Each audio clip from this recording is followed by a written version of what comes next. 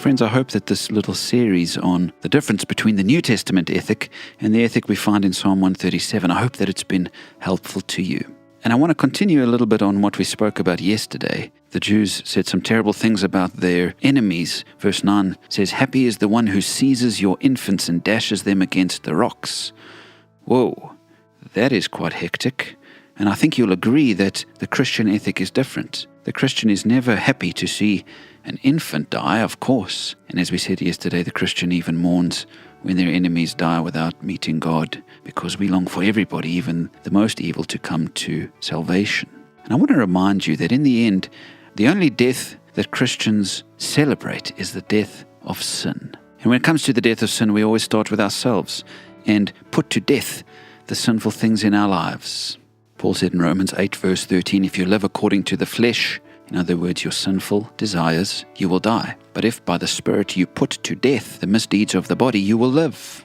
Or what about Colossians 3 verse 5, where he said, "Put to death, therefore, whatever belongs to your earthly nature, sexual immorality, impurity, lust, evil desires, and greed, which is idolatry. Put them to death," he says. The only death that Christians desire is the death of their own sin.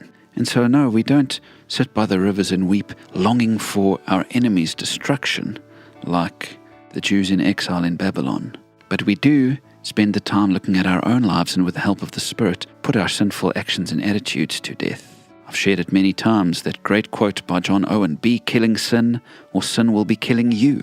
And so perhaps you'd like to take a moment today and just look at your life. Is there anything that needs to be put to death? Attitudes of hatred and unforgiveness and bitterness, immorality of any kind, selfishness, perhaps. Maybe you need to put to death your offensive spirit. In other words, you get offended by everything. Put that to death. It does nothing for you in your Christian journey to keep getting offended by everybody. Maybe you need to put to death your over-ambitious nature that has your ideals all messed up in life. Maybe you're working so hard that you're ignoring your family, and you need to put to death that drive for success. Maybe you're lazy and you need to put that to death and get to work. I don't know what it is. Look inside with the help of the Spirit and put to death the misdeeds of the body, as Paul said, and walk by the Spirit. In the end, friends, that's going to do you a whole lot better than sitting by the rivers and weeping at the way things used to be, and longing for the death of your enemies. May it be that your life is filled with praise, with worship, with focus, with passion, because instead of getting fixated on the death of evil people, your life tells a story of dying to sin and living in Christ. My friends, go well.